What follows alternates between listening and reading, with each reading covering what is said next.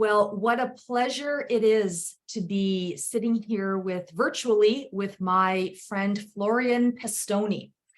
And Florian has a very, very rich set of experiences. I'm going to let him introduce himself, but I'm excited to be chatting with him today, talking a lot today about the journey of a founder of a tech company. So Florian, why don't you tell us who you are and what you're solving for these days? Tell us about your business. Oh, absolutely, Heidi. Thank you for having me. And I think maybe by way of intro, I would say I'm a recovering engineer. So I started out as, doing research, working on really obscure topics like cryptography and image processing and so on. And then made the transition to product management. And I think that's where kind of in some way I found my tribe in the world. I love being this kind of like bridge between business and technology, between the real world and the code, understanding customer needs. And I think this was a great foundation for me to become a startup founder, because all those things are things that you need to do, times 100 as when you start a company. So I worked at some of the kind of like known companies out there in the Valley, like Adobe or Microsoft or Facebook at the time, now Meta, but also worked at startups. I would say a varying degree of success. And now I'm working on a company called InOrbit, and we do, we're a data platform for robot operations. A data platform for robot operations. Tell us a bit more about that. Tell us about like a use case and how that works. Sure. So the first thing I'll say is we don't make the robots, we make the robots run better. And we're talking about this new generation of robots that maybe not everyone is aware of, but old school robots working a production line, they're following a pre-programmed motion. Newer robots are based on computer vision, based on sensors, so they can understand the world, reason about it, and make choices. All of this driven by artificial intelligence, of course. Mm-hmm. So, now we see robots. For example, I was traveling quite a bit recently in Asia, for example, it's quite common to see a robot waiter. So you're at a restaurant, instead of a person bringing a tray with food, there's a cart that's essentially a robot because it can drive itself, that can navigate between the tables and the chairs and all the madness that is a running restaurant, and then bring you the food. So people's ideas of robots are probably shaped by science fiction. These are real robots in the real world today doing kind of pretty mundane tasks. Very interesting. And so then your software makes sure that if there's a fleet of robots, that talk through kind of how does your product deliver value to the company who's buying it? Sure, and we work in two different ways. We work with the robot developers, so people who are making robots. Right. And what we find is a lot of them are really brilliant at making a robot, but they don't necessarily have the experience of scaling something, because that's not something that you learn in robotics school. I come from the cloud world where scaling is the name of the game. So we use a lot of the lessons from scaling cloud operations or a data center, if you will. And, as an aside, I call a fleet of robots a data center from hell, because it's kind of like the worst possible data center that you can imagine. They're distributed all over the place. They run on battery. They have, iffy network connections, but they still need to do their job. So we bring some of the best practices of DevOps to robotics, and we call that RobOps. So robot operations. I love that.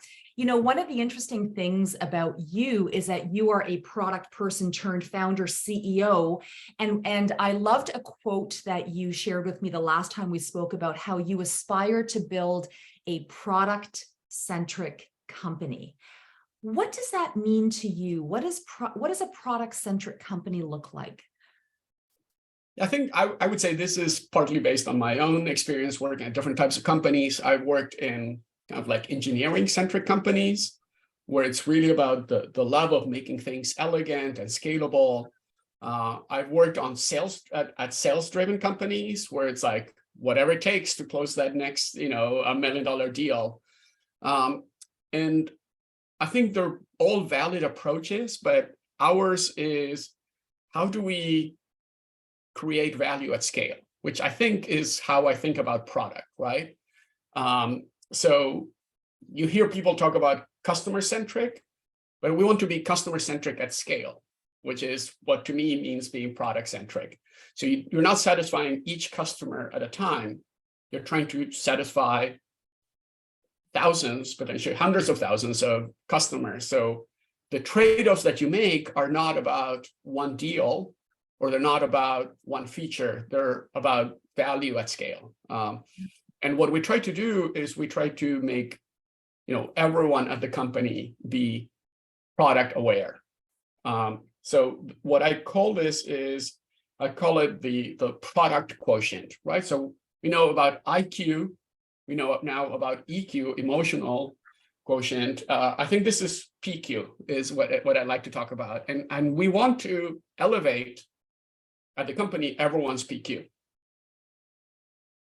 And what a great description. I love that. I love that. Now, I'm curious, the journey for many founders gets really complicated when it comes time in the business to make a selection of a special hire, that hire who's going to take the baton from you and step into the shoes of call it a head of product or a VP of product, someone who's taking that baton from you and your baby.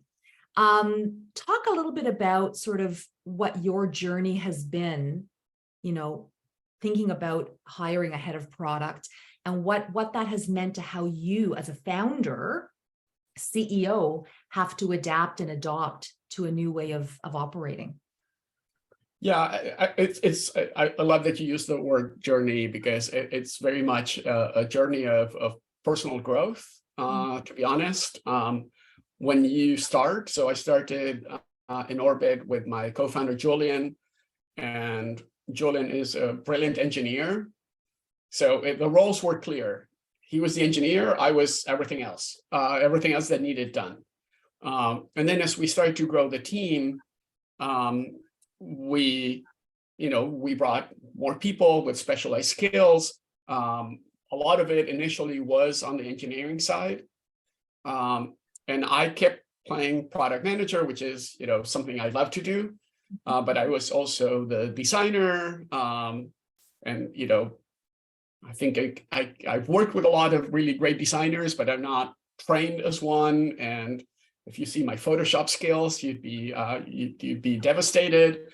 But, we did what had to be done. And then we were able to start bringing new roles. For example, we have a fantastic designer from RISD, which is one of the best design schools in the world. His name is Ryu Sakai. He also loves to share about his learnings with aspiring designers. So he's fantastic. But the product role was almost like who I am, right? So finding someone for that we actually didn't go out looking for it. We just kind of met and it developed into that. So our head of product is John Simmons. And the first time we met, he was our customer. So he was working on one of these robotics companies and using an orbit to scale their fleet. They went from 50 to over 500 in a matter of about 12 months, which is hard to do anywhere, in any space. But with robots, which, each machine is very complex, is really hard. So we worked hand in hand at the time. And then, the story of startups is never a straight line, right? So that company was doing great until it wasn't. And then it had to let go most of its staff. So for me, it was I love working with you, John. Come and join us. We'll figure something out. And then from there, it evolved to this, head of product role when, the company's needs are always shifting. And I'm still kind of like, I'll do what needs to be done. And having someone that I could trust, because we built that trust over time, that I can work with, we knew we were going to work well together. I'm not going to say I have it all figured out. I'm still, a little clingy when it comes to product. It's still very much, my baby, as you said. But I guess baby goes to school now, right? So I don't need to hold them in my arms all day. I don't know. That's a weird analogy, but you brought it up. I run with it. Okay. You know what? There's something so captivating about a leader who can communicate as a storyteller, and the examples and the story that you weave into your narrative is just something that we can all appreciate and understand. And yeah, baby goes to school one day, and mama, daddy has to let go, but never stops. Kind of always with their hand, holding the hand, or in the business, in the life of. Wow, beautiful. And I think that will continue to change as the company continues to evolve. And I'm still kind of like, as a founder, my role is always, where can I help the most? And that means I do a lot of multitasking. Some things as CEO, I'm the one responsible, right? Like fundraising, clearly a CEO role. So I wouldn't ask somebody else to step into that. But as the company grows, we can, bring experts like John, like Ryu, like other people, and complement what Julian and I can do, or where our strengths are initially. One of the things that I've come to realize over many years of recruiting with founders and CEOs who are trying to do something like what you're doing, something very disruptive, where you're launching a category of solution that is really not broadly out there. Maybe people haven't even heard of a product or solution solving for what you're solving for. And it, so many times the easy or the natural hire is someone who has done it before, worked for a competitor, or already understands the category that you're in. But talk a little bit about kind of how hiring impacts you if there aren't a lot of people in the industry doing what you need them to be doing for you. Like, where do you find, like, how do you think of hiring if there isn't a lot of talent in your category? I think the talent is there.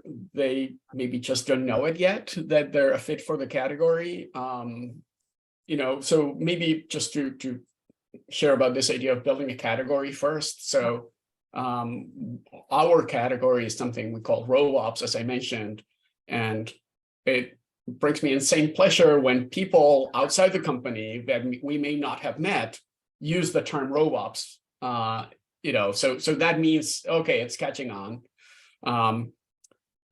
It takes a lot of work as a community, not just as an individual company.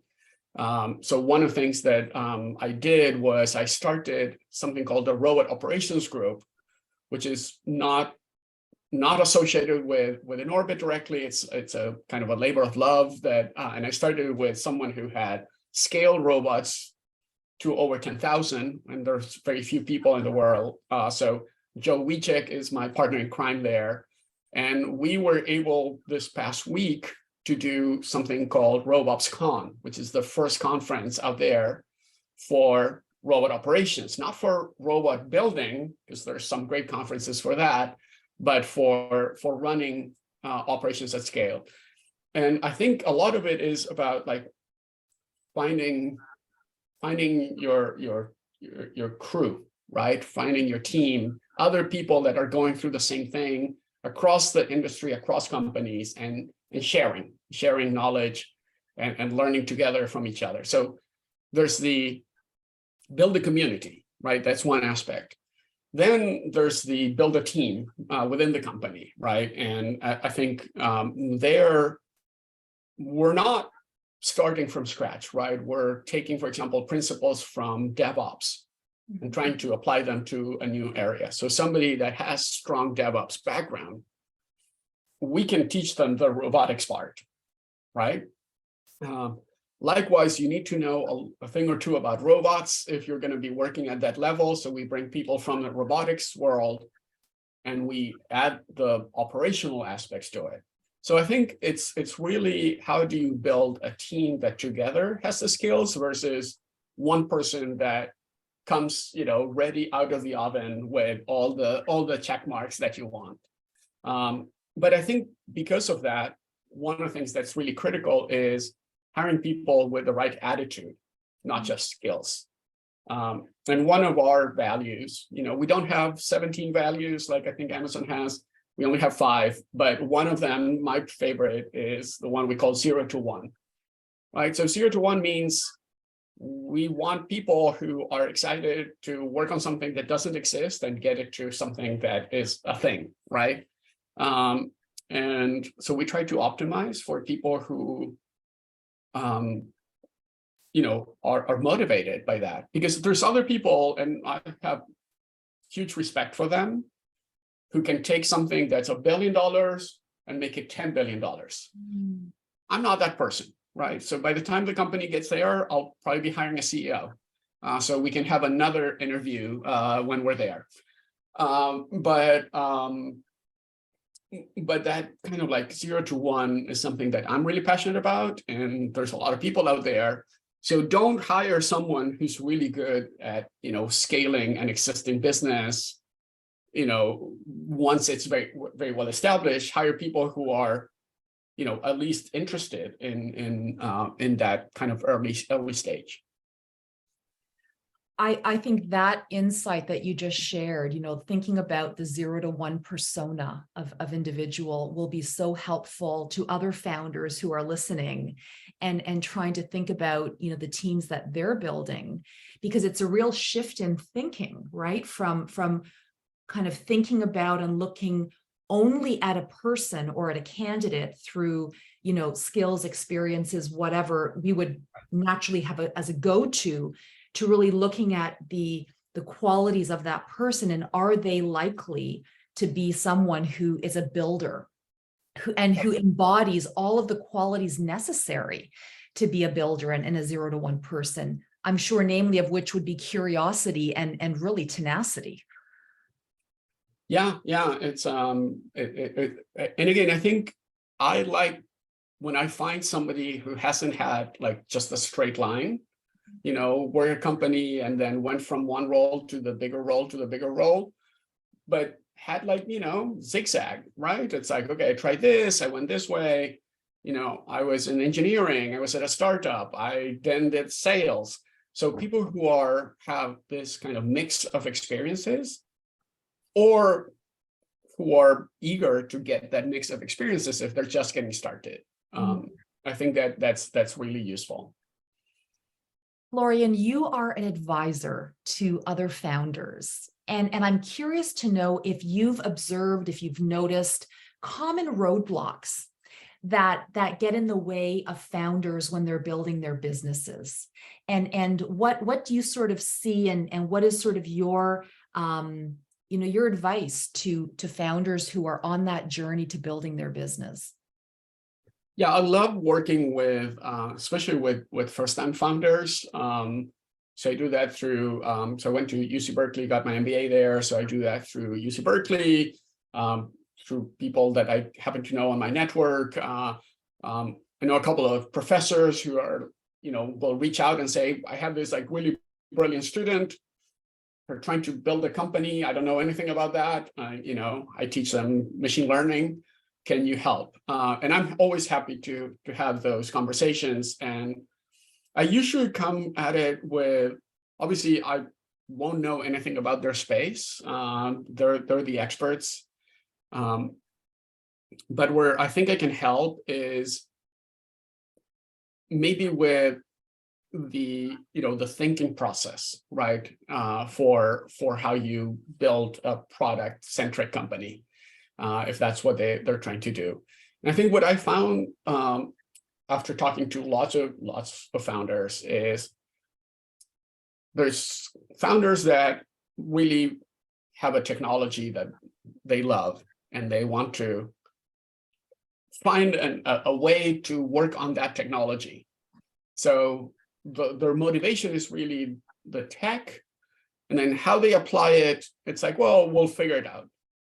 And I think it's valid when you have, like a truly differentiated technology.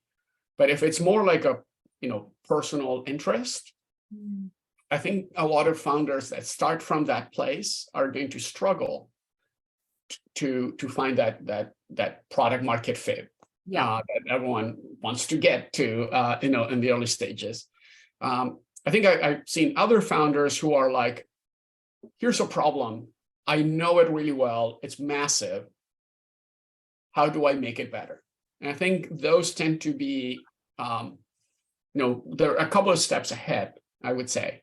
I think both are very reasonable places to start from, but the latter will get you there faster. So if I can share some of my past mistakes, and I've made quite a few, and that helps an advisor, a company, a founder that I'm advising, get there a little bit faster, that's, I think, where I can add a little bit of value. Well done. Well done. Last question. Inspire us. Dream with us. Where are you hoping InOrbit is going to be 3 years from now? So let me start without the time constraint. Right? Okay. So there's this notion of a BHAG, a big, hairy, and audacious goal. That is, where do you want to remove all the execution details? What does insane success look like for you? And for us, we landed on this very early on, which is we want to help 1 million robots positively impact the lives of 1 billion people. So it's easy to remember, 1 million, 1 billion. And it's based on the fact that robots are have this multiplier effect, right? So we work with companies that have robots in agriculture that are, allow you to grow food with 1/10 the use of water and maybe 0 use of herbicides. We have robots that will, augment what nurses can do in a hospital by taking some of the repetitive tasks off their hands so they can better look after people. So, I know there's a lot of, I would say, mixed emotions about robots in the world, and it varies from country to country. But in general, I think of robots as, positive, impact at scale. So if we can scale the robots and each robot can scale a person, then, we have something pretty magical.